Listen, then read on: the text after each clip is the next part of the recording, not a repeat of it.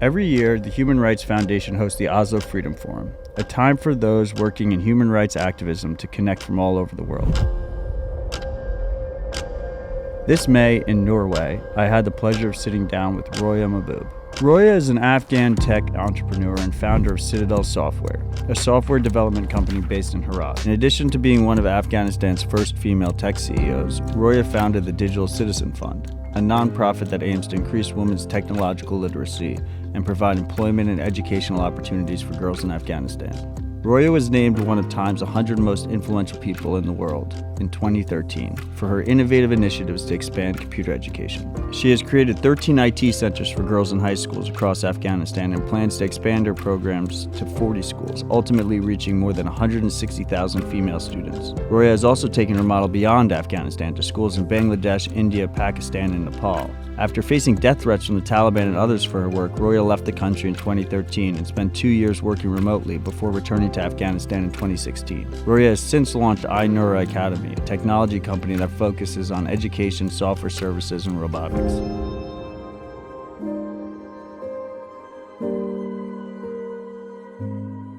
Do you notice that a lot of people don't understand the value of Bitcoin until it's almost too late at that point? Yes. I feel like that is a very common trend. Yes. Where people, they get too comfortable, they think, oh, I don't need this, I have whatever alternative instead of Bitcoin. Yes. But like, you need to be educated and have it ahead of time. Yes. Otherwise, during the chaos, when you have one bag and you're trying to leave, it's already too late at that point. And also when people are skeptical on that because they don't educate themselves to know Right. at least learning about it, they just, when they hear that this is a digital coins and sometimes because of the price goes on up and down, they Right. don't trust it and they don't want to use it. It's a scam. Yeah, they would say a scam. I mean, in 2013, people called me that I'm a scam and a fraud because I'm paying people in Bitcoin. Right, and it went down 90% Yes. or whatever. And that's why I was at the time, I mean, obviously I had to save my reputation. But Which is pretty crazy looking back at it, right? Like, Yes. you were paying people in Bitcoin when it was $100 and now it's $30,000. And they thought you were scamming them.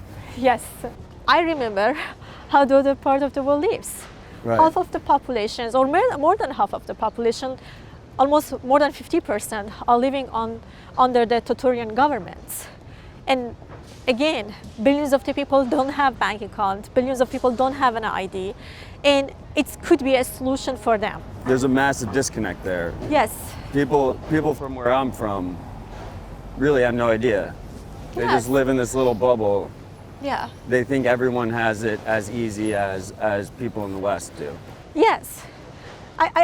Even in the West, you know, like in the US, people, if they have Venmo, PayPal, credit card, debit Right. card, and online banking, it's still, they use Bitcoins. Right. So just imagine if, I mean, we see accounts get frozen, accounts get seized or blocked or censored, or people get blocked out of financial exclusion in America as well. yeah. And like, you know, I want to give you a story. I had one of our colleagues in 2015 or 2016. She left Afghanistan because of the attack the Taliban did in her house. Okay. And she left it, and she telling us a story. She had a few Bitcoins in her wallet. At that time, it wasn't worth much, but they had all of their jewelries and monies with themselves, and they went smuggling to go to the Europe.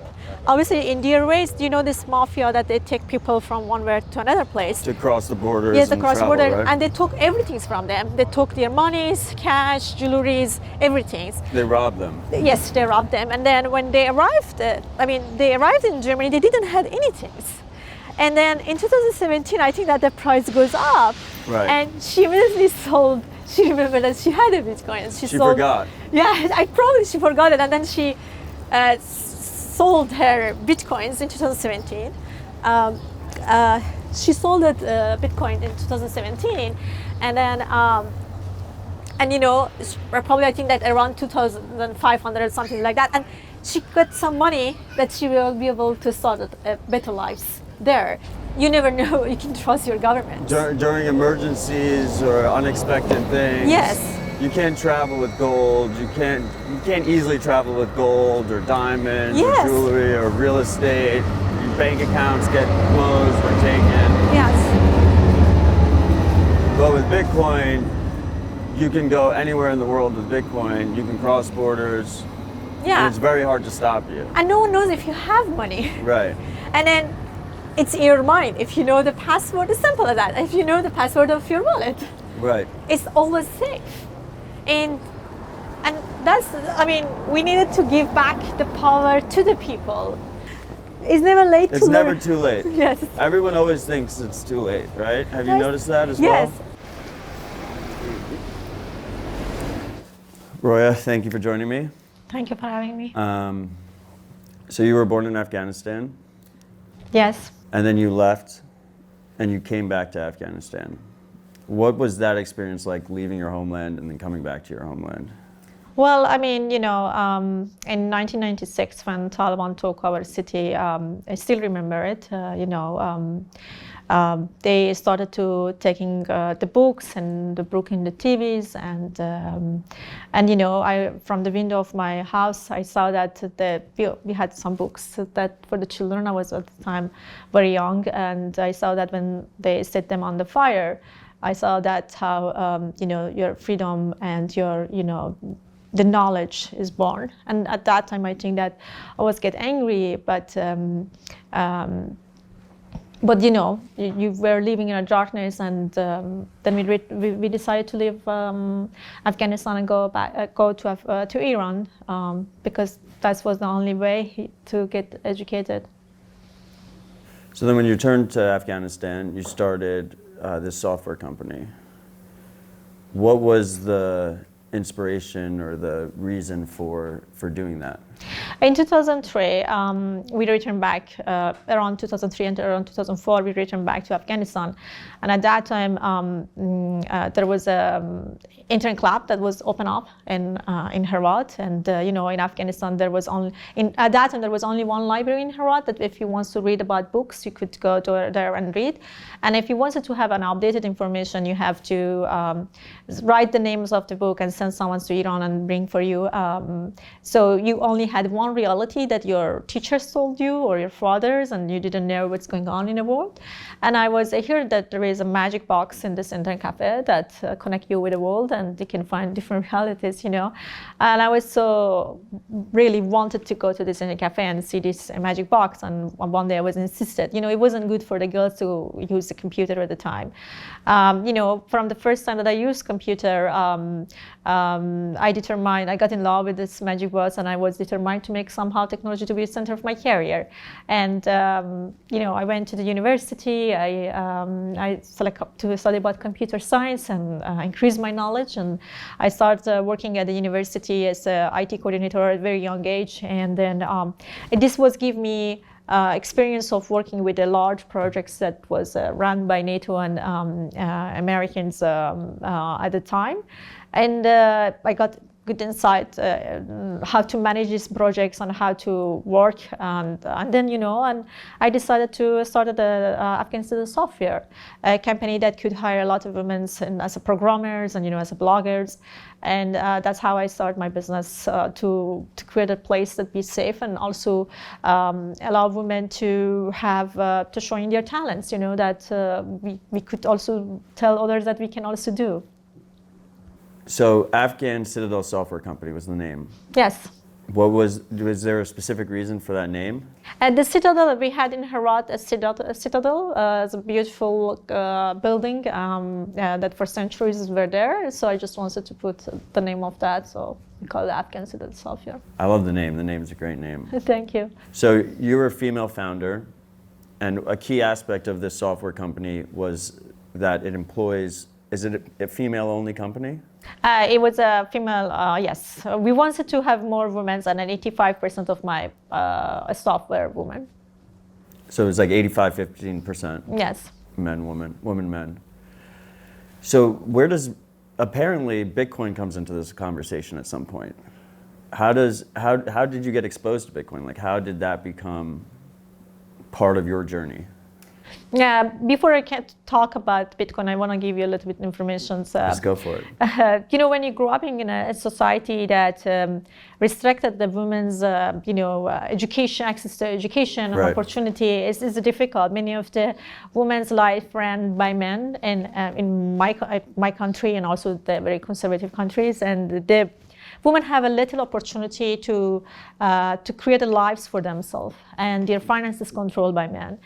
So we started Women Next because it was a digital platform that allowed women to earn money by publishing their thoughts. And Women Next, in fact, was a place that they can sharing their innovative ideas and as well social impact.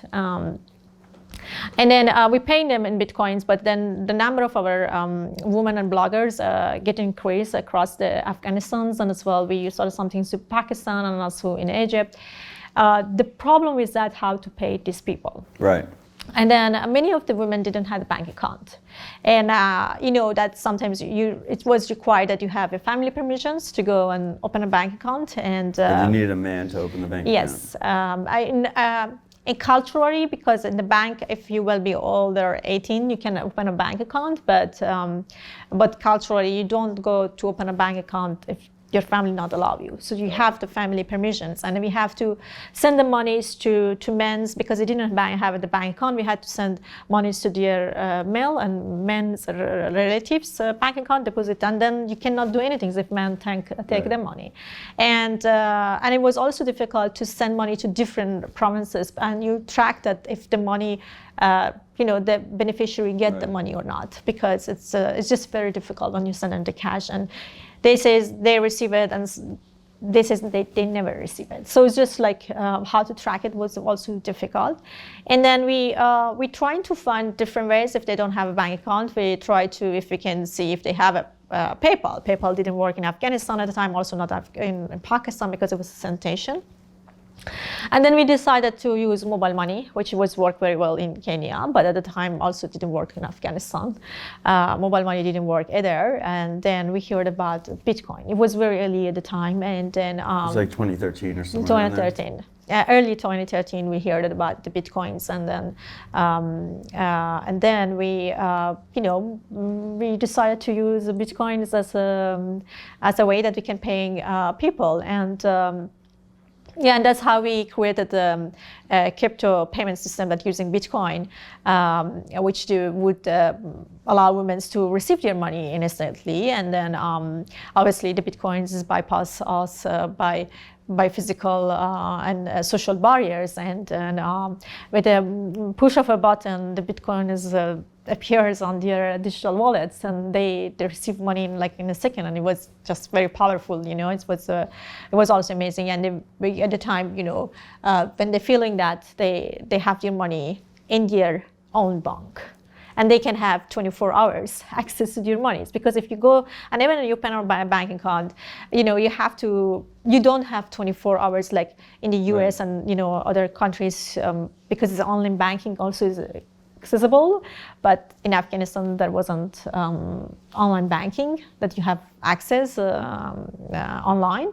And then so you have your money with yourself anywhere you go, and no one knows that you have your money. So that was also very cool that women feel that they have their monies. Basically, you turned to Bitcoin because there was no other option. There was no any other option, no. How does that, today that's probably a similar situation still, right? Yes. That was 2013, that was 9 years ago. Unfortunately, it's probably a very similar situation today where women can't have bank accounts. It's very difficult for them to use the financial system. Today, I think it's get worse because Taliban took over the country, and the restriction for women is get increased. And I think that's it's very challenging, more challenging than 2013. In 2013, when we started to use the Bitcoins, it was very helpful for our system that we can pay people immediately, and they can receive the money safe, and they feel secure. And then they also, we feel that the Bitcoins give them the sense of, ownership and a sense of the safety, and then also sense of freedom financial, you know. They also, we started that later on, that teaching them how to do like trading and how they can, you know, make money with their bitcoins. There must have been a massive education issue. Yes. Because it's very different. Yes, it's very different. So how did you handle that? I mean, you probably had to educate yourself and then help your employees as well. Yes, I mean, we are a technology, we were a technology company, and many of our staff who work with us, they know how to work with the computer. But obviously, one part of our work is also to provide the training for young women to learn about how to work and with the technology and have access to computer. When we talk about Bitcoin, because Bitcoin, the concept, because using the blockchain, it was similar to concept of Hawala system. Okay. I don't know how much you are familiar with that, but Hawala system still is using in Afghanistan for centuries, was a way that for Muslim communities that they send money from one person to another person, and it was recorded on chain of like a random ledger, and that's that was similar concept of the There's like little local markets, right? Yes. And then there's almost like a reputation system between exactly. the communities. And it's. So you kind of viewed Bitcoin as like a digital version of that. Yeah, that's what I told them, that this is the 21st That's century, and it's just the 21st centuries of Hawala system, how it's work, and the Bitcoin is just that, like that, and as a digital coin of the Hawala system. And it was easy for understanding for the people, because I'm gonna send to you the money, and we're using obviously a computer, and it's that a person which is using in Hawala system. And is that what you were actually, but you were using a computer and your employees were using a computer, or were cell phones involved? Like how? Cell phone, computer, because it's a platform allow people to write blogs and also make a documentary and upload, and they earn money by, you know, by sharing their content. Okay. And also by the social impact that their content had. And then we created buzz scores, which is showing that one person how much like can earn money based on the content they had. And then they got this training before that they get involved with the platform. We provided training for them, how to work and using our platform. And in our platform, we also created a digital wallet, so they could see that how much they can earn money. So it was inside of our platform.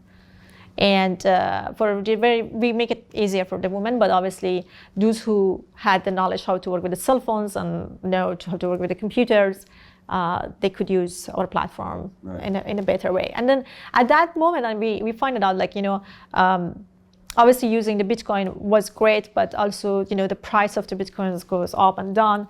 And after crash in 2014, end of 2013 and early of 2014. Because it went to like 1,200 and then all the way back down. Yes, and we lost the business, and then I had to keep in the repetitions to paying the differences, because, you know, those women, they work so hard to earn the money, and obviously people in the same industry called me to be fraud, and like, you know, a lot of challenges, because people were skeptical on Bitcoin and they didn't understand that, and all is scamming. And I think that all of these things is scam because people are not enough educated. Right. And if they are not educated, they are not accept some things. They can be easily skeptical about that. And then we thought that education is a way to implement in Bitcoin in mass way, and adoption of the Bitcoin or blockchain in mass way if you provide education.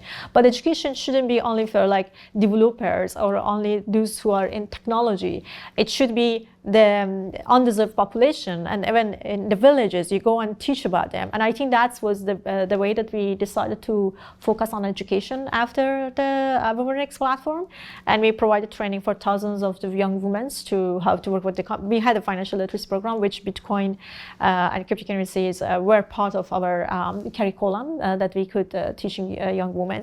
And after fall of the Afghan governments in August of 2021, the banking system collapsed, and because of the sanctions, people it was like crazy. You couldn't send money to Afghanistan. Right. Like even Western Union pulled out. All the companies pulled out. Yes, Western Union pulled out, and then and there was a shortage of the money in the country, and people like rushing to their banks, and they standing in the lines. They couldn't get their monies, and then still today, you only can per weeks you can get $200 from the bank. Still is a like limitation. You cannot have the money. Even with the Western Union, today is open, but Western Union also you can only send, I think, $2,000 per month to one person that you know, but you can't all the time send it the money, and there is still a limitation. And at that time it was very difficult because people starving. They didn't have the money. They didn't have the access to your monies in the bank, and then they have to pay for the bill of their houses, and it was crazy. And then cryptocurrency and bitcoins were the only way and only safe way that you could send the monies and then to the people. And we used cryptocurrency at the time to paying for our people, and they need foods, they need to paying for their houses and saving houses. Also, I know that several people that used bitcoins for evacuations, to paying people to take people to the safety or take them out of the country. Get them across the border. Because there was no any ways. You didn't have, unless that you have a jewelry, and then there was gold that you could exchange. But some people exchange their houses to have some money so that we will be able to be out. And it was a very difficult time. The other thing is also, I heard in the US, some rich people, which they're working on Wall Street, they sometimes say, they are skeptical about Bitcoin. But, I feel like, okay, in US, I understand that people have access to credit cards, to debit cards, and Venmo, and PayPal, and everything. We have that privilege. We have all these options. Yes, but the half of the population, they don't have it. More than half of the population, they don't have this access. It's still around 2.5 billion. People are unbanked, and they don't have access to bank. And then almost close to 1 billion people, they don't have an ID.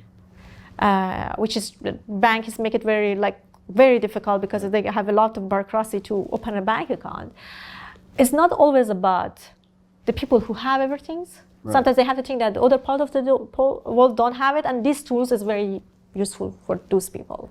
If it's not useful for that person. It's powerful. It gives an individual power. Yes, it gives the power back to the citizen, or power back to the people. And obviously I understand that some people wouldn't like that because they always keep access to power, and it's good for developing countries. It's good for the also for the countries that they have authoritarian governments, and you get your financial freedom, and it's very important.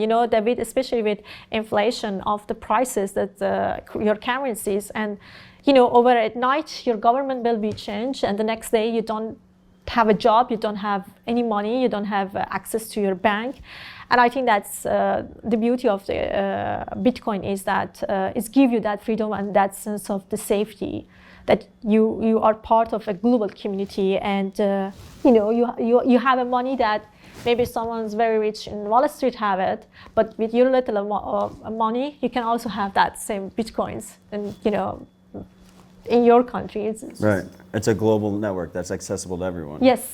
So with the recent fall of the Afghani government, you felt your education prepared a lot of women there to at least get through it better than they otherwise would have. Yes, and I feel that I didn't do enough. I could do more, and more educated more people, because that was saving tools at the time, and it's still and that's why right now we are focusing on to building our economy. That providing the blockchain, and obviously Bitcoins, cryptocurrencies, that they can learn how to use it. It's very important. That's why I again say that if we wanted to have a mass adoption of the Bitcoins in developing countries, we have to put the education first, and it's very important. And we have to put the people, underserved populations, and the people who living in the villages and remote areas. They needed to know about these tools. Right. They need to know about this magic of this Bitcoin, what the Bitcoin can do for them. And many of them, they have access to cell phones. So just they need to learn about that. They don't need to travel a long distance to get to the city to open a bank account. It is costly and has a fee, and people require you a lot of like documentations and bureaucracy. But Bitcoin, the beauty of Bitcoin, no, you don't need all of this. Looking back, is there anything you would have done differently? If I go back, I think that I would definitely provide more education about the Bitcoins to more people, also to the boys, to men as well, because our program is more focusing on the young girls, that they can learn about education. I probably would more focus on that. Like you didn't reach enough people. Yes. This is one thing that I was created. I was getting involved with robotics and AI, and we divided the work, but I think that I could do it a little bit more. I regretted that, but now I think that we can fix it. And now we are working on that. We are right now provide online training for the young women in Afghanistan, that how to use it more about cryptocurrencies, and also how to become a developer, that they can later on make money with that.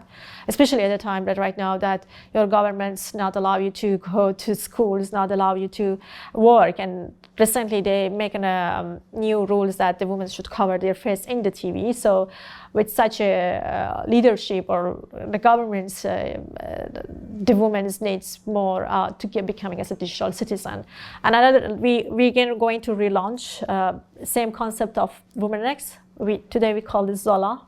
So we're working on our platform that allow women to again write blogs, sharing their content and research, mostly about the STEM area, and they're getting paid by cryptocurrency like Bitcoin.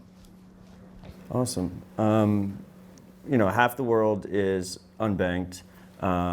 Billions of people live in authoritarian regimes. To someone who's listening that wants to do education in their home, what piece of advice would you give them? I think that it's important that they will be open-minded and be accepted, and they have to learn about Bitcoins, especially if we want us to be part of this global village or global community. Bitcoins gives you the financial freedom, and also help you to have a personal growth. It's something that, if your governments change, or even your governments, you say something that your government doesn't like it, they cannot freeze your asset. They cannot freeze your money. It's your own money, and you have the power to manage your own money without any governments, any people to manipulate it. It's just, when you have your financial freedom, it's different. You have, you're owner of what you earn, and it's in your hands. So I think that for many of these people, I would say to be more open-minded and read about that. And they can be educate themselves, and if they didn't like it, it's fine. But if they like it and they feel that this is something is different, which I'm sure they will, because it's the magic of the Bitcoin, and I'm sure they would like to use it. Awesome.